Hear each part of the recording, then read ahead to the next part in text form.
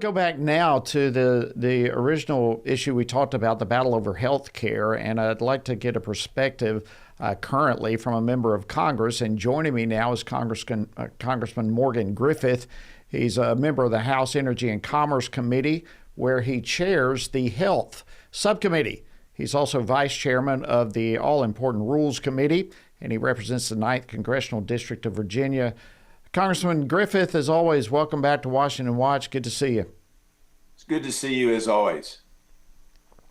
All right, let's start with this whole healthcare issue. Speaker Johnson, as I understand it, is planning to put a Republican healthcare bill on the floor next week.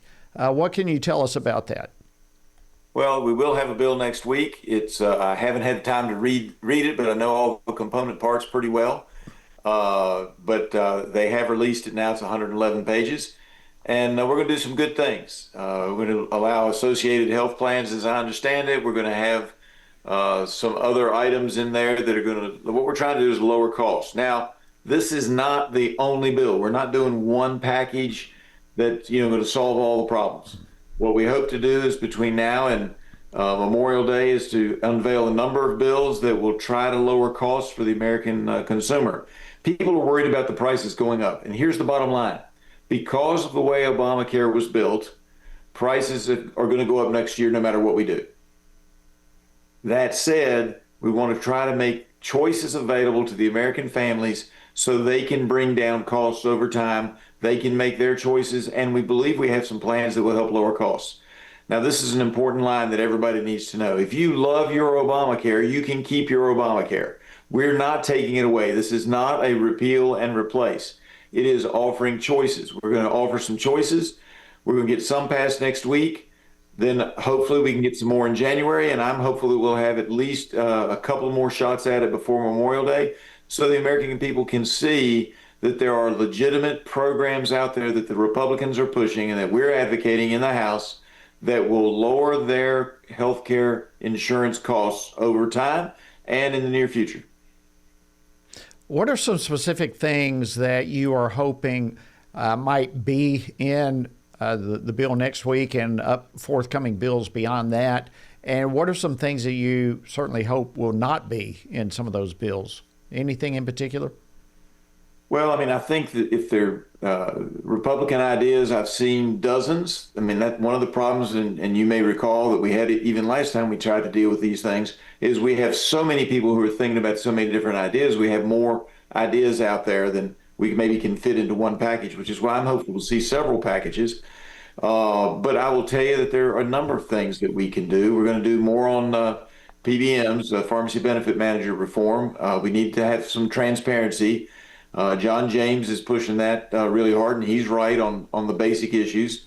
We need to give the American folks more choice in the way that they are able to choose their health insurance to fit their family's needs. One of the things that I think will help are physician-owned hospitals. I know that all the hospital groups and chains are opposed to that, but historically that was a way a lot of times that rural areas got a hospital in the first place. So, I think that would be very helpful to rural areas like mine. It doesn't mean that every hospital is going to be physician owned, but it means that if there's a hospital that's maybe in a little bit of trouble, the doctors in that hospital may want to take it over because they may be able to see ways to make it more efficient, and they want to stay in the community they live in. So I think that's a help as well. But health savings accounts, so you're going to see some of that, I think, next week. But trying to make them more flexible and more able to meet the needs of more Americans, I think that's important. But associated health plans, that doesn't solve every problem. But I was talking with some folks in a coin store on my way home, and they're having trouble acquiring insurance because it's a three-man shop. Well, if they can band together with all the other coin dealers in Virginia and have the Virginia Coin Dealer Health Network or health plan, they can get a better rate for health insurance than them going out individually trying to do it. Interesting. So real quickly, our time's running out, but you said if people like Obamacare, they'll be able to keep it. What about the extensions of Obamacare? I understand some Republicans are trying to put forth an amendment to add the subsidies to Obamacare to keep it kind of going. What do you think of that effort? Well, I mean, Look, I'm sympathetic. I do think that uh, if you're able to get the language worked out, and there's a big fly in the ointment there, a big one. But if you can get the language worked out, you put a cap on it of about 700% of the poverty line. That takes care of the people who really have some economic stress. And look, the American families didn't pay attention to the fact that the Democrats created this COVID premium enhanced tax credit. It's not your regular Obamacare. It was the enhanced credits as a result of the COVID crisis.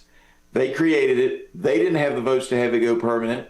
They didn't make it permanent. Now we have a cliff. American families don't understand. They just know that their rates are going to go up.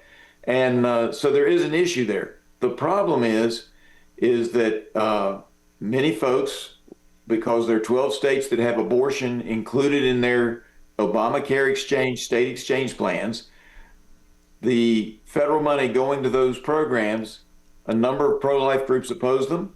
And so you have people that are adamantly opposed because there's no Hyde Amendment protection on those premium enhanced tax credit monies. And that's a legitimate concern.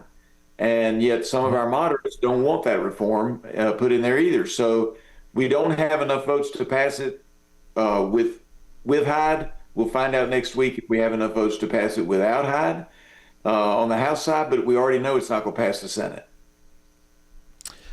Morgan Griffith, thank you so much for joining us. I know it's not just the health care affordability, it's energy costs. There's a lot that is at stake and a lot that Republicans are trying to address. But thank you for coming on the program tonight and giving us this update. We appreciate it. Always good to be with you.